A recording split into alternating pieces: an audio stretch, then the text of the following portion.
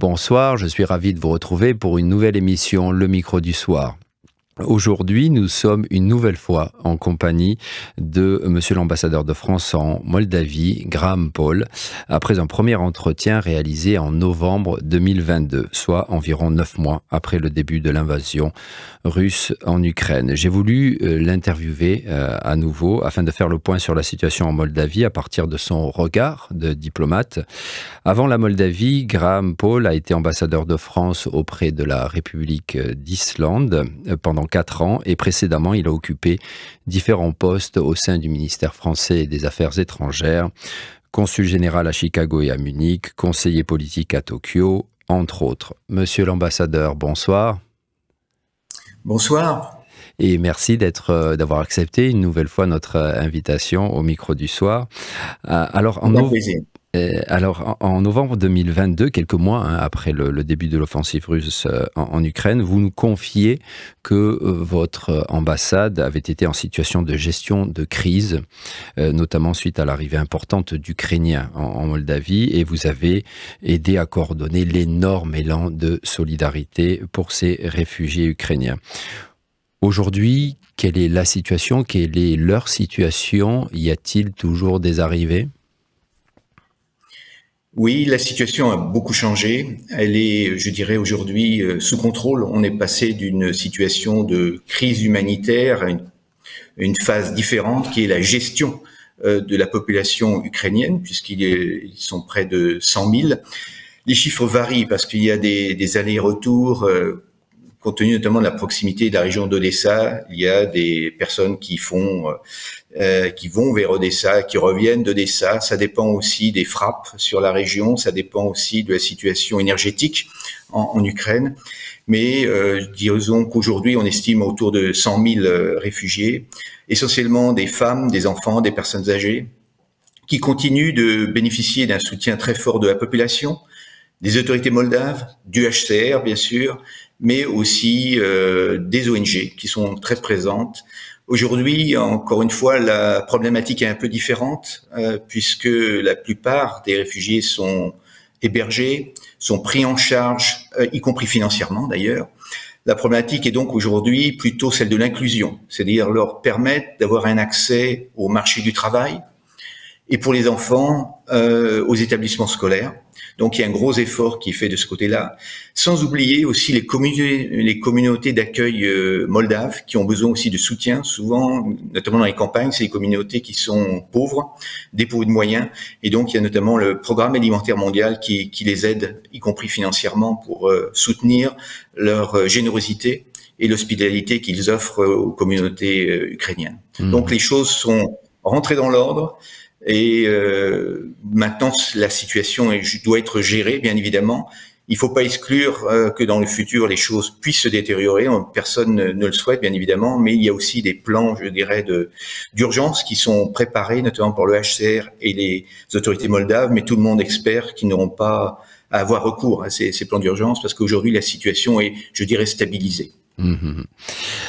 Alors, toujours lors de notre premier entretien, vous rappeliez que 30% de la population moldave avait émigré à l'étranger, que la Moldavie souffrait de carences en termes de main-d'œuvre, de ressources, que ses capacités étaient limitées. Heureusement, il y a la solidarité internationale et surtout l'aide importante de la Roumanie qui, comme vous le rappeliez, chauffe la Moldavie et lui procure son électricité. Je lisais récemment d'ailleurs que le pays a commencé à relier son réseau électrique à celui de la Roumanie. De façon générale, où voyez-vous des améliorations? Où sont les blocages? L'amélioration la plus spectaculaire, vous y avez fait référence, c'est le secteur de l'énergie. Effectivement, quand on s'était parlé, il y avait une vraie crise énergétique, menace de rupture de l'approvisionnement en gaz, mais aussi l'approvisionnement en électricité, parce qu'il ne faut pas oublier que 80% de l'électricité consommée par la République de Moldavie vient d'une centrale électrique qui se trouve en Transnistrie. Et donc, au mois de novembre 2022, le contrat avait été suspendu. Et il y avait donc des menaces de coupure électrique. Heureusement, la Roumanie a permis de survivre cette phase difficile, mais bien évidemment, tout cela avec un coût, puisqu'il fallait s'approvisionner en électricité de manière urgente au prix du marché. Et le prix du marché est plus élevé que le prix que peut offrir la centrale électrique transnistrienne.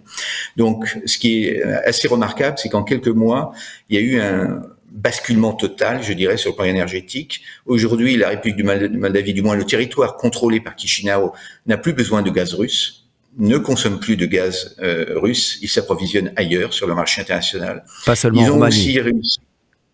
Pas seulement en Roumanie, non. Et par exemple, ils ont acheté du LNG américain qui est arrivé par la Grèce. Ils achètent aussi du gaz qui arrive d'Azerbaïdjan. Donc, il y a différents fournisseurs, mais effectivement, la Roumanie est parmi ceux-là.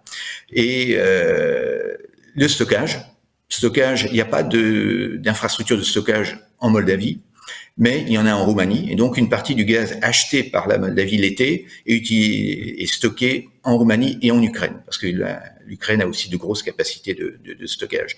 Donc, pour le gaz, la situation, je dirais, est réglée d'une certaine manière. Ils ont réussi à faire ce passage d'une totale dépendance vis-à-vis du gaz russe à une totale indépendance au gaz russe.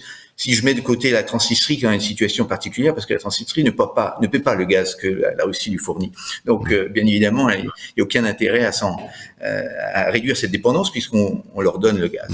Et pour rappel, excusez-moi, je vous coupe, monsieur l'ambassadeur, pour rappel, oui. Donc la Transnistrie, cette enclave autoprogrammée indépendante qui est sous le joug de Moscou. Hein. Ouais. Voilà, depuis 1992, il y a un conflit meurtrier. L'électricité, c'est plus compliqué parce que aujourd'hui, les infrastructures sont insuffisantes. Les infrastructures datent encore de l'Union soviétique. La principale ligne à haute tension, en fait, passe par la Transnistrie. Là aussi, on voit le rôle de la Transnistrie sur le plan énergétique. Et aujourd'hui, comme je l'ai dit, c'est une centrale transnistrienne qui fournit la majorité de l'électricité, 80% d'électricité consommée en République de Moldavie sur le territoire contrôlé par les autorités de Chisinau. Donc, pour diminuer cette dépendance, il y a une seule solution, c'est le rattachement au marché européen, ce qui a été fait dès 2022 pour l'Ukraine et comme la Moldavie, c'est le rattachement à ce qu'on appelle NCOE. Et puis, bien évidemment, ils font construire de nouvelles lignes à haute tension.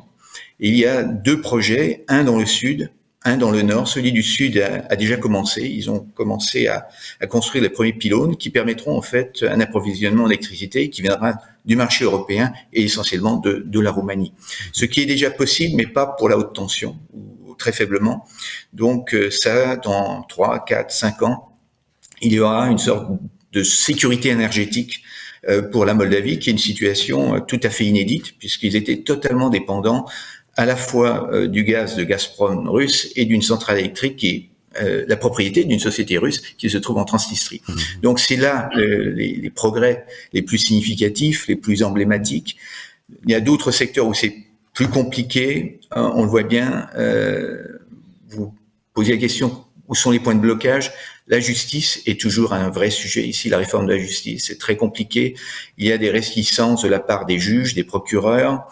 Et là, c'est difficile parce que ce sont des institutions autonomes, indépendantes, et donc le gouvernement fait pression. Il y a eu tout un processus de... Quand vous dites, excusez-moi, je vous interromps, quand vous dites qu'il y a de la part de juges, de procureurs, qu'il y a un manque d'ouverture, qu'est-ce que vous voulez dire par là exactement? Un manque d'ouverture, ils ne veulent pas... Je vais donner un exemple très précis. Il y a un processus qu'on appelle d'évaluation des juges et des procureurs qui est en cours, qui a été engagé, je dirais, au plus haut niveau, à la fois au Conseil supérieur des juges et Conseil supérieur des procureurs.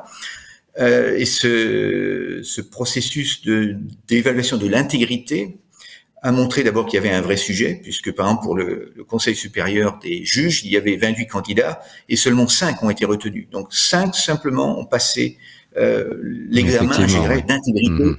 Donc vous voyez, ça pose un problème. Et la deuxième difficulté, c'est qu'une fois que ces personnes-là ont été sélectionnées par une commission indépendante et internationale, puisqu'il y a à la fois 3 Moldaves et 3 représentants, en fait des représentants de l'Union européenne et des partenaires.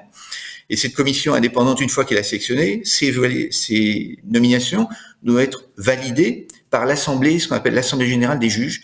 Et il a fallu presque 1 an avant que cette Assemblée valide les choix qui avaient été faits par la commission d'évaluation sous des prétextes divers, absence de quorum, contestation, manœuvre de retardement, tout ça pour vous dire qu'il n'y a aucun enthousiasme de la part du secteur de la justice, des juges, des procureurs qui sont actuellement en charge de laisser la place à une autre génération, parce que c'est en fait ça l'enjeu. C'est un enjeu politique, mais aussi générationnel.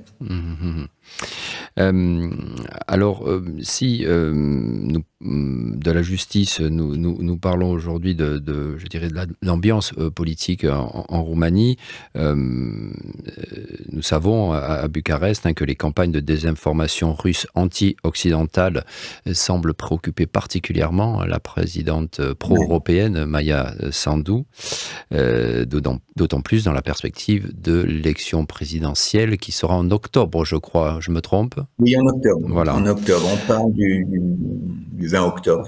Enfin, c'est pas encore officiel, mais ça sera autour de cette date. Alors, mis à part le soutien de ses partisans, des partisans de Maia Sandu, et aussi surtout de la communauté internationale, on l'a vu ces derniers mois, mais ces dernières années. Est-ce que vous sentez que ces soutiens-là de Maia Sandu seront, en tout cas jusqu'en octobre, plus forts que les pressions internes et externes? C'est ce que j'espère, et je crois qu'on est nombreux à l'espérer, parce que la République de Moldavie se trouve vraiment à un moment historique. Et on est en train de changer d'air, de changer d'époque, de changer de direction, donc avec une orientation pro-européenne, mais aussi pro-réforme et anti-corruption. C'est très important ce trinôme. Et depuis juin dernier, d'ailleurs, le pays excusez-moi, a été invité par Bruxelles à rejoindre l'Union européenne en juin dernier, c'est ça? Tout à fait, tout à fait. Et bien évidemment, cela suscite de la contestation, de l'opposition de la part de ce qu'on qualifie les affiliés, des oligarques et des pro-russes. Et ce qui est assez frappant en termes de lutte informationnelle, c'est que dans la nouvelle stratégie de sécurité nationale, la Moldavie se décrit comme étant la cible d'une guerre hybride de haute intensité. Ce terme figure dans le rapport sur la sécurité nationale. Et je pense que malheureusement, c'est la réalité. Vous avez évoqué les attaques contre Sandu, et Sandu notamment est l'objet d'attaques de deepfake. Vous savez, on utilise l'intelligence artificielle pour la présenter, pour faire des déclarations. Vidéos, oui. Voilà, fausse vidéo. Il y en a une notamment où elle annonce sa démission, tout simplement. Donc, l'idée générale derrière tout ça, c'est de semer le doute, parfois la panique, mais surtout le doute et l'incertitude, et de miner la crédibilité des autorités moldaves, leur crédibilité politique, leur crédibilité en termes aussi de capacité à faire bouger les choses. Et dans la question précédente, vous m'interrogez sur les faiblesses. J'ai parlé de la justice. Il y a un deuxième secteur qu'il faut pas oublier, c'est celui de l'économie. L'économie moldave a eu beaucoup de mal à se remettre de l'année 2022. Ils ont perdu 6 points de PIB. Et l'an dernier, ils ont eu une croissance ridiculement basse de 0,7%. Donc, il n'y a pas eu de rebond. Et ça, pour un pays qui est déjà pauvre, c'est difficile. Mais ils sont courageux et ils se retroussent les manches. Et effectivement, ils espèrent bien avancer sur la voie de l'Union européenne et de rejoindre bientôt la grande famille européenne. Parce que selon les sondages, il y a toujours une partie importante de la population, enfin une majorité qui est pro-européenne. Oui, la majorité est clairement pro-européenne. La difficulté, c'est que vous avez une partie de la société qui est pro-européenne, mais qui est aussi inquiète, apeurée, je dirais, par la Russie, et qui voudrait, d'une certaine manière, ménager la chèvre et le chou, et qui disent c'est pas parce qu'on va rentrer dans l'Union européenne qu'il faut se fâcher avec Moscou. Le problème, c'est compte tenu de la guerre d'agression russe en Ukraine, malheureusement, il faut se fâcher avec Moscou. Et c'est ce qui s'est passé. Les autorités moldaves sont très sérieuses, notamment sur l'application des sanctions. Mais, par exemple, on parlait d'énergie, il y a une partie de la population qui continue à reprocher à Sandu de ne pas avoir été à Moscou négocier le tarif du gaz quand la situation était très difficile à l'automne 2022. Et aujourd'hui encore, ça fait partie, je dirais, de la désinformation, c'est que la Moldavie paye trop cher le gaz parce qu'elle refuse de parler avec la Russie. Oui, alors que le problème, comme vous le disiez en début d'entretien, est résolu quelque part grâce à Tout à fait. des Aujourd'hui, fournisseurs. il est résolu. Ouais. Est-ce que selon vous, on peut espérer une élection présidentielle en octobre en bonne et due forme, c'est-à-dire que sans irrégularité au moment du scrutin? Ça sera difficile. Il y a malheureusement des exemples récents. On a vu ce qui s'est passé en Gagaouzie, on a vu ce qui s'est passé à la veille des élections locales à l'automne dernier. Il y a malheureusement des forces politiques qui sont prêtes à s'ingérer, et même des forces extérieures à s'ingérer dans le processus électoral moldave. Donc ça va être difficile, mais je crois que les autorités ont appris d'une certaine manière de ces différentes tentatives. On essaye aussi de les aider. Il y a maintenant en Moldavie une mission civile de l'Union européenne qui s'appelle la mission de partenariat, EUPM en anglais, et qui apporte son soutien contre les menaces hybrides. Et d'une certaine manière, les ingérences dans un processus électoral, c'est une menace hybride. Et donc, on espère que cela permettra de limiter les dégâts. Je pense que ça sera pas parfait, ça sera très difficile, mais je suis personnellement assez confiant à la fois sur le déroulement et sur les résultats. La grande question, ce sera la participation, parce qu'on le voit bien, il y a une tendance des partis d'opposition qu'on peut qualifier de pro-russes, de vouloir essayer de faire diminuer la participation pour limiter la légitimité d'une certaine manière de cette élection, parce qu'ils sont pas capables aujourd'hui de l'emporter. Mais par contre, ils ont les moyens de permettre d'éroder la légitimité de ces élections. Et donc ça, c'est un sujet de préoccupation, et je crois que dans les prochains mois, et c'est tout l'enjeu, c'est la participation. La participation en Moldavie, il faut pas oublier aussi la participation de la diaspora. Compte tenu de sa dimension, la diaspora joue un rôle très important sur le plan électoral. Comme en Roumanie, oui. Ouais. Mais vous êtes relativement confiant pour cette élection? Pour le moment, je suis. C'est vrai que c'est compliqué parce que les sondages électoraux ici sont pas d'une grande fiabilité, mais ceux qui sont considérés comme sérieux donnent plutôt Maya Sandu avec une large avance. Il n'y a pas beaucoup d'autres candidats dans les autres partis, ou plutôt il y en a trop, et donc ils sont divisés.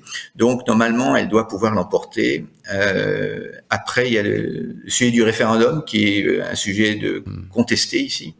Mais on espère qu'il y aura le référendum, pardon, excusez-moi, vous faites allusion au référendum Il va y avoir un référendum où la présidente de la République, et ça a été accepté par le Parlement et la Cour constitutionnelle, a proposé d'une certaine manière d'essayer de rendre le processus d'intégration européenne irréversible en faisant voter en même temps que le jour des élections présidentielles une phrase disant la Moldavie doit rejoindre l'Union européenne, et que cela devrait se traduire après par un amendement à la Constitution. Voilà. Inscrire la perspective européenne dans la Constitution.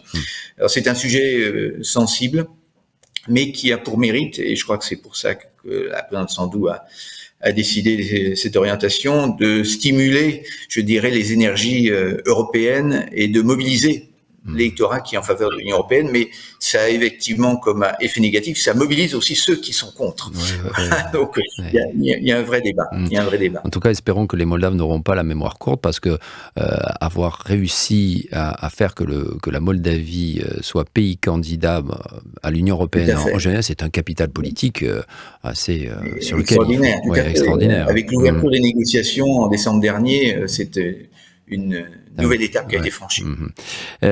Alors, vous me direz si je me trompe, mais je crois avoir lu que le gouvernement moldave aurait commencé à adopter des mesures visant la réintégration pacifique de la Transnistrie au sein de la Moldavie. Alors ça, est-ce que vous pensez que c'est encore un petit peu un plan sur la comète, ou c'est éventuellement envisageable?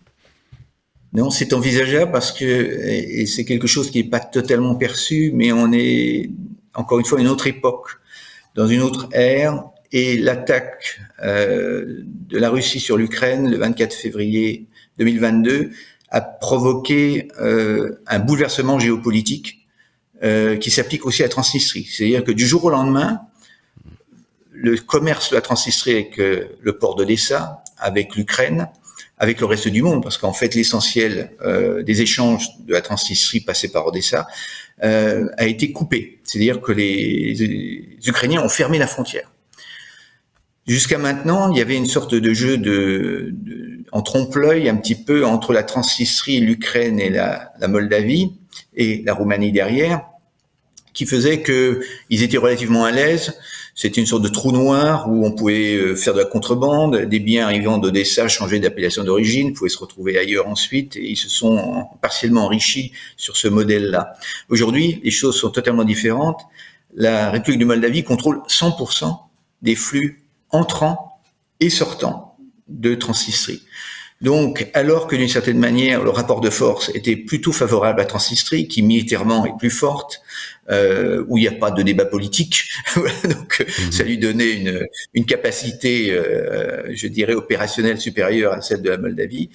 Aujourd'hui, le jeu est complètement différent et c'est la Moldavie qui a les cartes en main, notamment parce qu'elle est candidate à l'Union européenne, parce qu'elle peut dire à la Transnistrie qui fait du commerce avec l'Union européenne. C'est d'ailleurs assez intéressant de voir que proportionnellement, 70% des exportations de Transnistrie vont vers l'Union européenne, alors que seulement 65% des exportations du territoire contrôlé par Chisinau vont vers l'Union européenne. Donc ils ont un intérêt à s'aligner sur les normes et standards. Et donc c'est ce levier que la République de Moldavie essaie d'utiliser. Et la première démarche, ça a été d'imposer, à partir du 1er janvier 2024, le nouveau code des douanes, qui est inspiré en fait des recommandations de l'Union européenne, et donc d'obliger les entreprises transnistriennes à payer des droits sur l'importation de produits qui viennent de pays qui n'ont pas d'accord de libre-échange.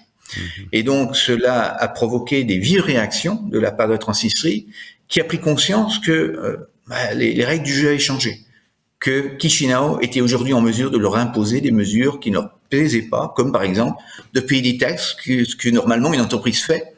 Mais cela a été difficile. Vous avez peut-être vu des réactions. Il y a eu une réunion du Congrès des élus de Transnistrie. Il y a eu aussi des incidents avec des drones ou soi-disant drones qui ont fait exploser ou fait brûler un hélicoptère. Tout ça, bien sûr, c'est ce qu'on appelle la gesticulation, mais ce qui montre bien que les choses sont en train d'évoluer et que la Moldavie est en position aujourd'hui d'imposer, et je pense qu'ils ont l'intérêt de tout le monde, une sorte de convergence graduelle entre les deux rives du Dniestre.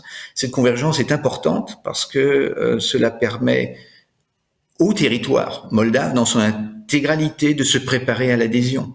Il n'est pas envisageable, du point de vue de l'Union européenne en tout cas, qu'il y ait, entre guillemets, un endroit de la Moldavie sur lequel le droit moldave, la fiscalité, les droits de douane, le droit commercial ne s'applique pas de la même manière. Donc il y a un effort à faire. Ce que vous êtes en train de dire, que c'est que l'intégration ne se fera pas sans la Transnistrie.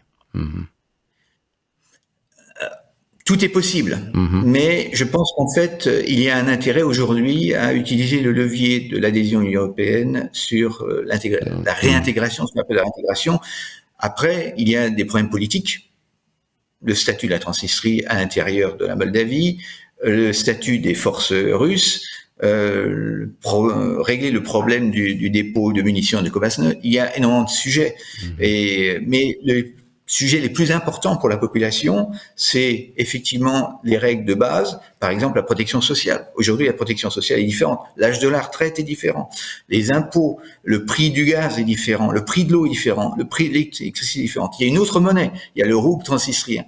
Donc, si on veut avancer vers l'intégration de manière graduelle et pacifique, comme c'est le projet du gouvernement actuel, il faut effectivement commencer à y réfléchir.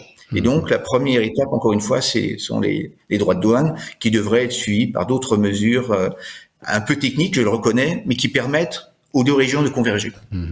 Alors, avant de vous poser une dernière question sur la francophonie, je sais en préparant cette émission que vous aviez envie qu'on en parle, on va en parler, mais quand je vous entends, ce qui ressort, c'est que cette crise contextuelle que nous sommes en train de vivre en Roumanie et particulièrement en Moldavie, eh bien, de façon assez paradoxale, a généré des énergies l'énergie, des dynamiques quelque part positives en termes d'indépendance économique, énergétique, mais économique au sens large pour la Moldavie. Et puis aussi un rapprochement qui était déjà là, mais un rapprochement vraiment très perceptible et très concret entre la Roumanie et la République de Moldavie, un rapprochement économique, politique. Est-ce que vous diriez qu'effectivement c'est bien le cas? C'est tout à fait le cas. En fait, il y a eu une accélération de l'histoire. Ce qui est clair, c'est que avant le 24 février 2022, personne n'aurait pensé que la République de Moldavie pourrait être candidate à l'Union européenne, reconnue, acceptée, ouverture des négociations, que la République de Moldavie pourrait être indépendante de Gazprom. Personne ne le pensait, puisque en septembre-octobre 2021, il y a eu une nouvelle négociation pour 5 ans, une sorte de pacte léonin qui accordait à Gazprom des droits économiques, mais aussi des droits politiques. Et donc, on est dans un nouveau paradigme, complètement. Et ce qui veut dire que cette accélération de l'histoire, elle est riche en opportunités. Et d'une certaine manière, les Moldaves ont essayé de maximiser ces opportunités. Mais elle est riche aussi en risques. On le voit bien avec les tensions avec la Transnistrie, les menaces à peine voilées de la Russie sur l'indépendance et la sécurité de la Moldavie.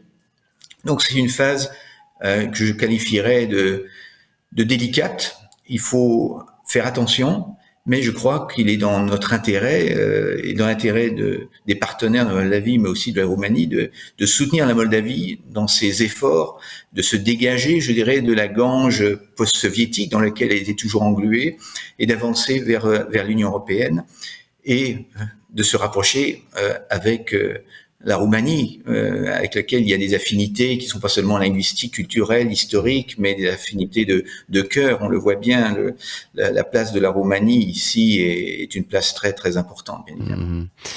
Alors, passons à la francophonie. Et pour faire le lien, je me rappelle récemment et à plusieurs reprises de ces photos entre Emmanuel Macron et Maya Sandu. Alors, je vais faire attention, la francophonie, ce n'est pas que la France, mais je vois également que cette situation a généré des liens renforcés entre d'un côté la France et de l'autre côté la République de Moldavie, mais plus généralement cette francophonie-là, comment vous la ressentez en République de Moldavie? Petite parenthèse, RFI diffuse à Chisinau, donc cette émission est entendue par des auditeurs et auditrices moldaves, alors sans nécessairement faire le lien avec la situation actuelle. Comment vous la sentez, la ressentez, cette francophonie en Moldavie? Cette francophonie est très ancrée, parce qu'elle est ancienne. Elle date en fait de l'époque soviétique, et même bien avant.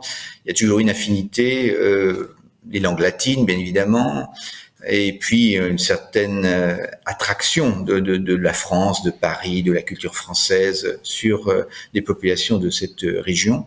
Et ce lien, cette affinité linguistique perdure. Clairement, il y a moins d'apprenants aujourd'hui que dans les années 80, par exemple, où c'était pratiquement obligatoire. À partir du moment où les jeunes moldaves étaient roumanophones, ils apprenaient le français.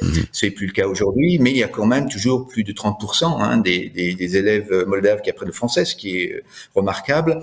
On estime environ 100 000 jeunes scolaires qui apprennent le français, avec 8 lycées bilingues, avec aussi 8 filières universitaires francophones. Donc il y a un socle très très fort. Et au-delà de tout ça, il y a je dirais un amour de langue française qui est véritable. Moi, je croise énormément de Moldaves qui sont presque gênés de me dire « Ah, j'ai appris le français, malheureusement, je l'ai pas pratiqué, je le regrette, mais parler français, j'adore vous écouter, je vous répondrai en roumain ou en anglais, mais j'ai aucun problème pour vous comprendre. Donc tout ça, ça fait chaud au cœur. Et d'une certaine manière, la langue française reste une langue, encore une fois, qui fait partie de la vitalité de ce pays qui est polyglotte. Les gens parlent, la plupart des gens parlent plusieurs langues. Et c'est pour l'ambassadeur de France et pour tous ceux qui s'intéressent à la francophonie très réconfortant de voir que cette francophonie reste dynamique. Cela étant, bien évidemment, il faut l'aider. Et avec l'Alliance française, avec l'AUF, avec RFI, parce que RFI est un soutien de la francophonie très fort, nous essayons d'entretenir la flamme. Et cette année est une bonne année pour le faire, à la fois parce qu'il va y avoir le sommet à Paris, à Villers-Cotterêts, en octobre, parce qu'il y a les Jeux Olympiques, et nous on se sert beaucoup des Jeux Olympiques pour promouvoir la langue française. On va organiser au mois d'avril et au mois de mai ce qu'on appelle les Olympiades de la francophonie, avec 24 établissements scolaires qui enseignent le français, et je suis très fier de pouvoir dire qu'on a même réussi à convaincre un établissement scolaire de Comrat, donc en Gaouzie, et un autre de Transnistrie, de participer à ces Olympiades francophones. Et donc on estime qu'il y a beaucoup de choses qu'on peut faire pour promouvoir la francophonie. Ça va de pratique du sport, mais aussi des échanges qu'on peut envisager, de la formation des professeurs. La formation des professeurs est très intéressante.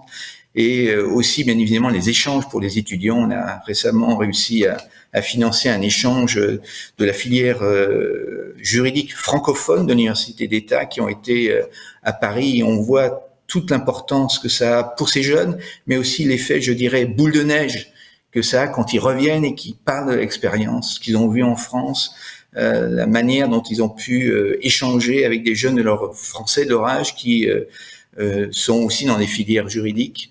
Et puisqu'on parlait de la Roumanie, d'ailleurs, il y a un consortium des filières francophones de droit, et ce consortium est bien représenté en Roumanie, et donc notre espoir, c'est que la Moldavie puisse se rattacher à ce consortium dont font partie les grandes universités roumaines et les grandes universités françaises de droit.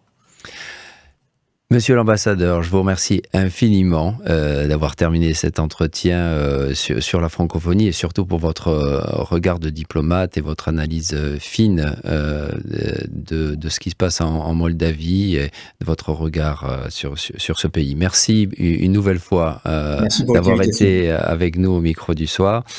Chères auditrices, chers auditeurs, vous pourrez retrouver cet entretien sur la page Facebook de RFI et également sur le site RFI.ro. Merci à vous, Week-end Placoute. Au revoir.